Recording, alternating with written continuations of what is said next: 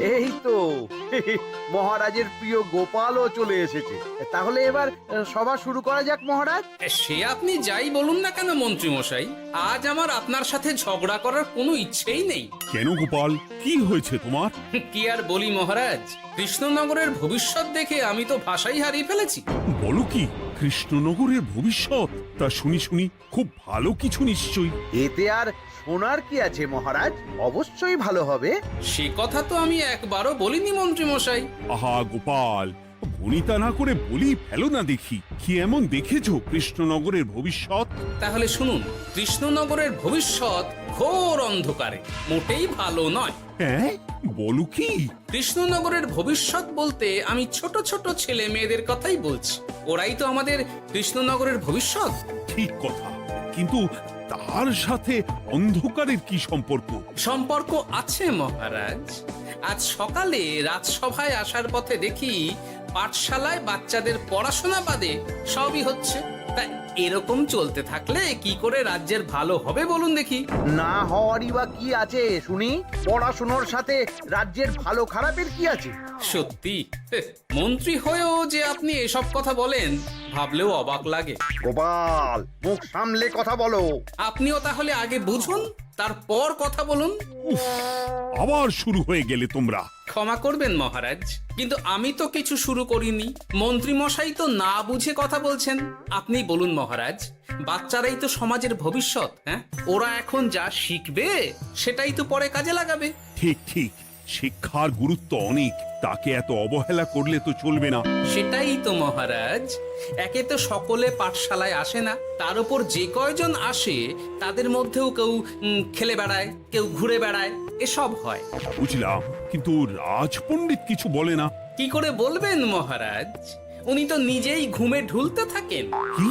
আমি কালই রাজপণ্ডিতের সাথে এই ব্যাপারে কথা বলবো। কিন্তু শুধু রাজপণ্ডিতের সাথে কথা বললেই হবে না মহারাজ, তার সাথে এমন কিছু করতে হবে যাতে ছেলেপুলেরা রোজ পাঠশালায় খুশি মনে এসে পড়াশোনা করে। তার জন্য কি করা যায় বলো তো? আর তোমার কাছে কি কোনো উপায় আছে? থাকলে তো আগেই বলে দিত, এত সময় ধরে অভিযোগ করে যেত নাকি? আচ্ছা, আপনার কাছে কি কোনো উপায় আছে মন্ত্রী মশাই? মানে এখন নেই, ভাবতে হবে।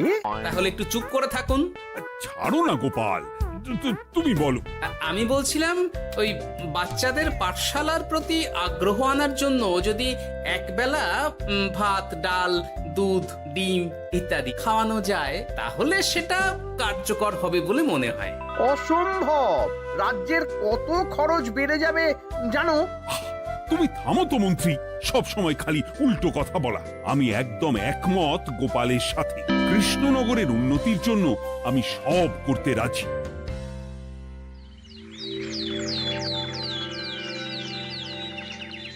তোমার কিছু বলার আছে পণ্ডিত, পাঠশালার এই অব্যবস্থার ব্যাপারে? আজ্ঞে মহারাজ, অনেক ভোরে উঠি তো, তাই একটু চোখ লেগে যায় আর কি। চোখ লাগারও আর সময় পেল না তোমার? পড়ানোর সময়ই চোখটা লাগতে হলো। যাই হোক, যা হওয়ার হয়ে গেছে, আর যেন এমন না হয় সেটা কিন্তু মাথায় রেখো। আজ্ঞে মহারাজ, কথা দিচ্ছি আর কোনোদিন পড়ানোর সময় ঘুমোবো না। বেশ, আর মন্ত্রী, তোমার ওপর একটা দায়িত্ব আছে। বলুন মহারাজ। তুমি পাঠশালাতে পড়াশোনা শুরু করতে পারবে এমন বয়সী সকল বাচ্চাদের মোট সংখ্যাটা জেনে কোনো দোকানদারের কাছে গিয়ে সেই পরিমাণ শস্যপাতি আর ডিমের বায়না দিয়ে আসবে। আর হ্যাঁ, একজন ভালো রান্নার ঠাকুর জোগাড় করো। যথাজ্ঞা। আরে বাস, এ তো দারুণ সুযোগ।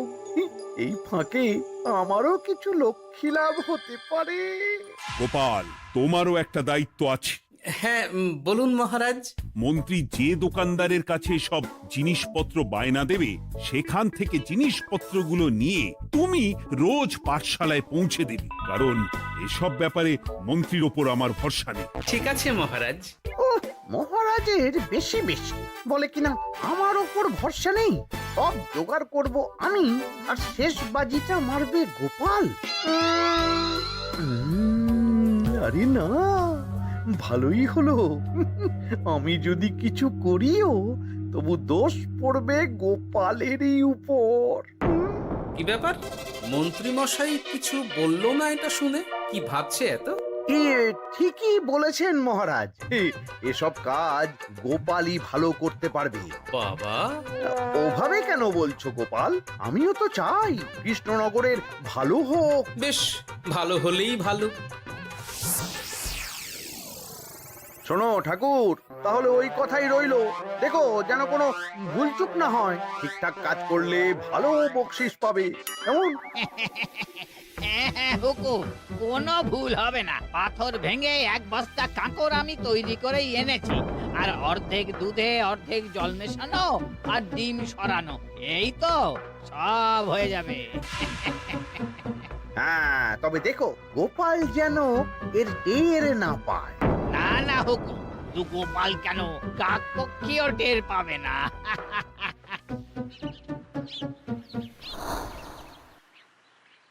যাক বাবা, এবার শুধু জিনিসের দামটা মহারাজকে বাড়িয়ে বললেই কাজ হাসির। এদিকে অতিরিক্ত মূল্যটাও আমার হবে, আর বাকি জিনিসগুলো বিক্রি করার পর সেই দামও আমারই হবে।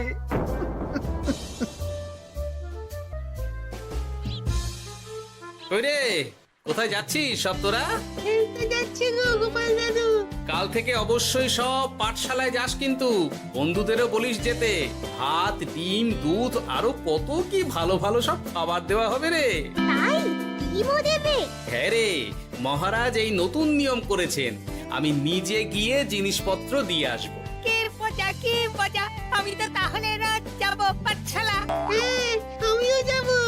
বেশ দারুণ ব্যাপার হলো তো। এবার তো রোজ পাঠশালা যেতেই হবে। আচ্ছা বেশ, এবার চলি তাহলে।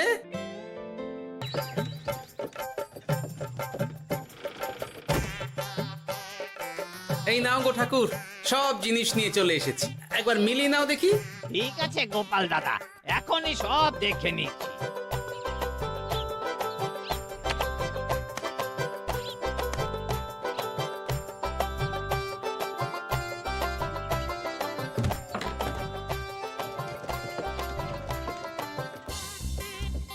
যাক বাবা, গোপাল দাদা গেছে।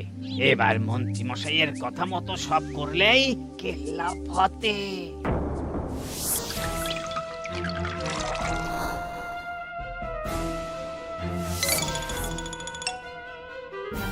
কই গো ঠাকুর? এই তো হুকুম, আপনার কথা মতো সব কাজ হয়ে গেছে।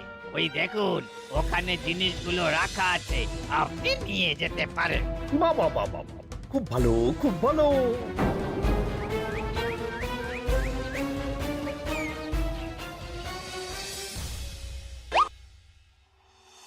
ও কি, অর্ধেক ডিম দিলে যে? বাকিটা কোথায়? কিসের বাকি? ডিমটা অমনি দেখতে। বললেই হলো। ডিম কখনো অর্ধেক হয়? বাকিটা কোথায় বলো, নইলে কিন্তু। আরে বাবা, তুমি ডিম খেতে খুব ভালোবাসো বুঝি? হ্যাঁ তো। তাহলে এটা জানো না যে অর্ধেক ডিমের দ্বিগুণ শক্তি হয়? সত্যি?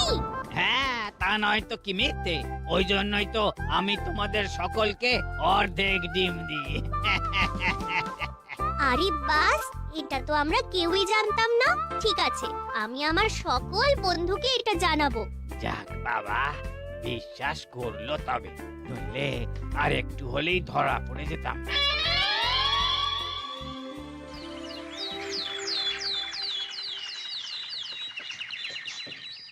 আরে, রান্নার ঠাকুর কারোর সাথে কথা বলছে মনে হচ্ছে। পেছন থেকে দেখে তো মন্ত্রী মশাই বলে মনে হচ্ছে। একটু কাছে গিয়ে দেখি তো কি ব্যাপার।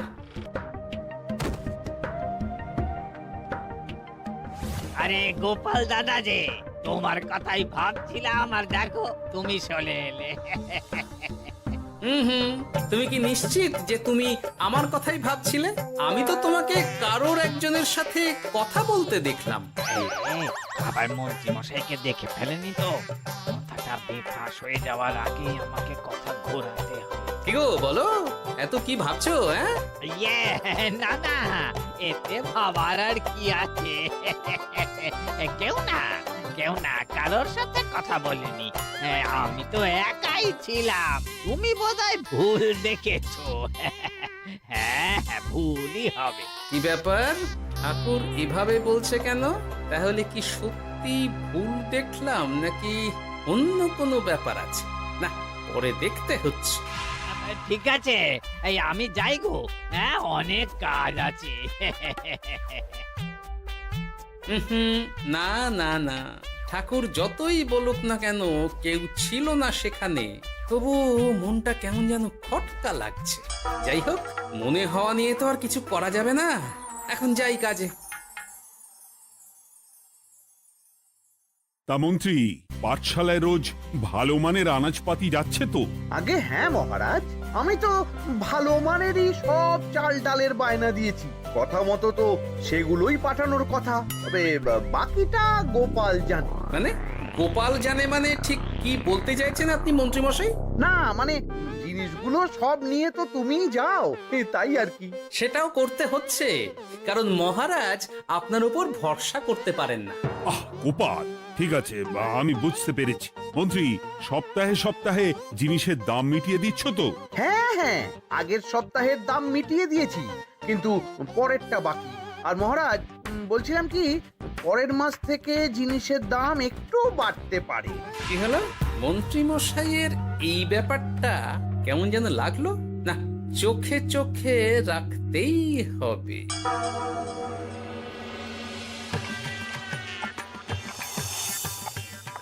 কিরে বুটি, তুই আর্ধেক ডিম খেয়ে বাকি অতটা রেখে দিলি কেন? রান্নাটা ভালো হয়নি বুঝি? না গো দিদা, খুব ভালো হয়েছে। আমি তো আসলে এখন এমনই খাচ্ছি। শিখিরি, কেন রে পুটি? তোর তো ডিম খুব প্রিয় ছিল রে। এখনো ভালো লাগে। তাহলে পুরো ডিম খাচ্ছিস না কেন? এ বাবা, তুমিও জানো না, অর্ধেক ডিমের শক্তি গোটা ডিমের থেকে বেশি, মানে দ্বিগুণ শক্তি। কি বলে কি গো? এই তোকে এমন কথা কে বলেছে রে? ওমা, কেন? পাঠশালার রান্নার ঠাকুর আমাদের তো রোজ অর্ধেক ডিমই দেয়, ওই জন্য আমি একদিন জিজ্ঞেস করেছিলাম, তখন বলল অর্ধেক ডিমের দ্বিগুণ শক্তি হয়। বলিস কি রে? এতদিন ধরে এসব চলছে? না, মহারাজকে জানাতে হবে। বলো গোপাল, কি হয়েছে? হঠাৎ কেন এভাবে একা দেখা করার কথা বললি? আসলে মহারাজ, আমি চাই না এই ব্যাপারটা মন্ত্রী মশাই জানুক, তাই একান্তে আপনার সাথে কথা বলতে চাই। কেন, কি হয়েছে সব খুলে বলো। তাহলে শুনুন মহারাজ।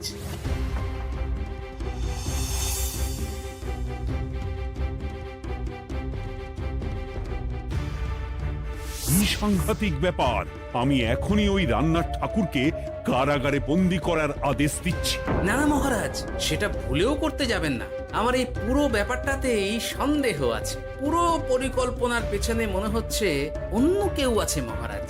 তুমি ঠিক কার কথা বলতে চাইছো? প্রমাণ ছাড়া তো আমি কারো নাম বলতে পারবো না মহারাজ। এই রে, গোপাল বোধহয় সবটা বুঝতে পেরেছে। এবার কি করে নিজেকে বাঁচাই? কি করি কি করি কি করি? পেয়েছি। শোনো ঠাকুর, এখন কিন্তু মহারাজ সবটা জেনে গেছে, তাই দেখো যাই হয়ে যাক না কেন আমার নামটা যেন না আসে, নইলে কিন্তু তোমাকেই রাজ্য ছাড়া হতে হবে। না না হুকুম, দয়া করে এ কাজ করবেন না। আমি মরে গেলেও আপনার নাম নেব না।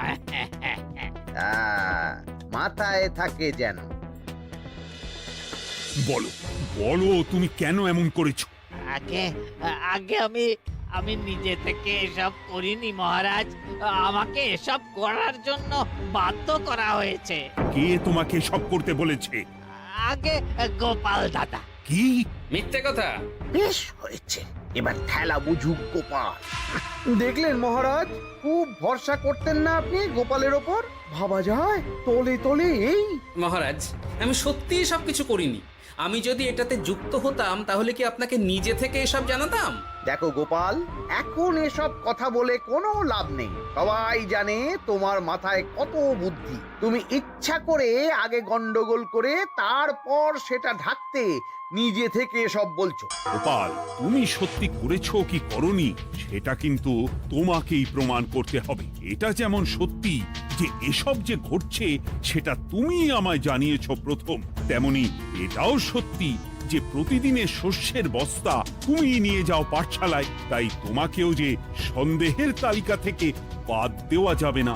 বেশ, তাহলে আমি প্রমাণ জোগাড় করেই তবে এই রাজসভায় পা দেব।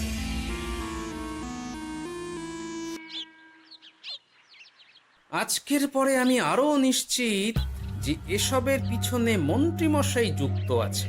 এবার শুধু ওনাকে হাতে নাতে ধরার ব্যবস্থা করতে হবে। ও কি দাদু, তুমি এই সময় বাড়ি ফিরছো? হ্যাঁ রে, তোর দাদুকে আর চোরের অপবাদ দিয়েছে, তাই প্রমাণ জোগাড় না করে আমি রাজসভায় যাব না। কি বললি? তোমাকে কে চোরের অপবাদ দিয়েছে? কে আবার? ওই মন্ত্রী। কিন্তু আমার সন্দেহ হচ্ছে যে আসল চোর ওই মন্ত্রী। বাস, তাহলে আর চিন্তা কি?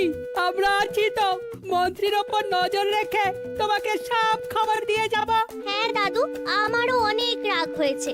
এতদিন মিথ্যে বলে আমাদের অর্ধেক ডিম খাইয়েছে।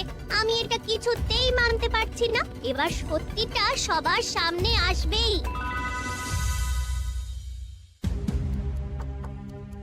নাও নাও, আজকে চাল ডাল সব এই বস্তাতে আছে।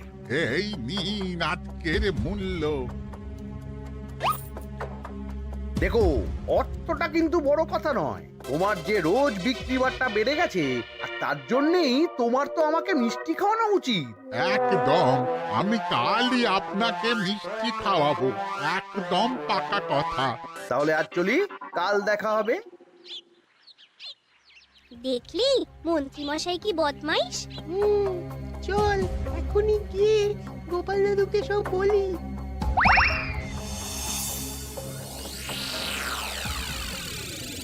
তাহলে এটাই হলো আসল ব্যাপার। খাওয়াচ্ছি ওকে মিষ্টি। হ্যাঁ গোপাল দাদু, একেবারে আচ্ছা করে দাওয়াই দিও। আচ্ছা শোন, আমার মাথায় একটা বুদ্ধি এসেছে, বুঝলি? কাল তোরা ওই পাশের গ্রামের দোকানদারকে কিছু একটা করে আটকে রাখবি, আর আমি সেই সুযোগে মন্ত্রীর সাথে দেখা করব। আচ্ছা, তুমি কোনো চিন্তা করো না। ঠিক আছে, তোরা এখন যা, আমিও একবার মহারাজের সাথে দেখা করে আসি।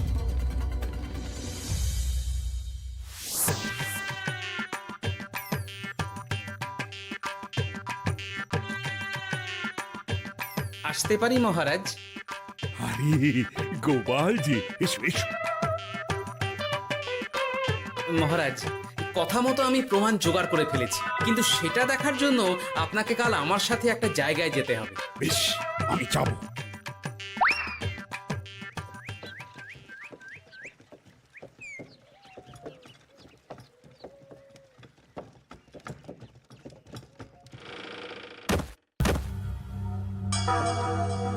এই কি, তুমি কে? আগে আমি মালিকের খুব বিশ্বস্ত কর্মচারী। আজ সকালে মালিক একটা অন্য কাজে ব্যস্ত হয়ে পড়েছে, তাই আমাকে পাঠালো। কিন্তু কথা মতো আপনার জন্য মিষ্টি পাঠিয়েছে। এই তাই নাকি? দাও দাও দাও দাও, শুনেছি তোমাদের গ্রামের মিষ্টিও নাকি খুব ভালো। হ্যাঁ, ওই আর কি। নিন।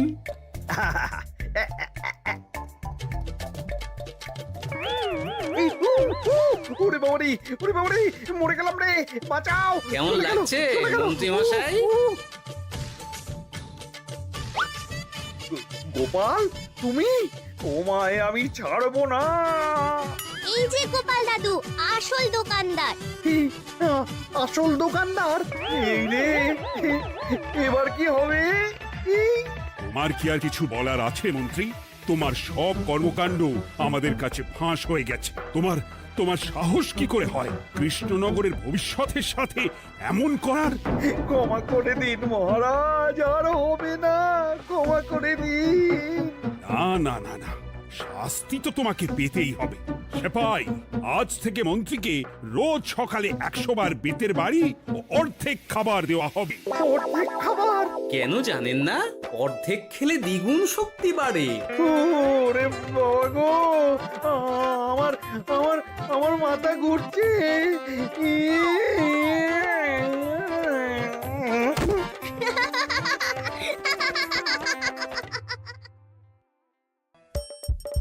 হাসির রাজা, জ্ঞানের রাজা, রসিক রাজা।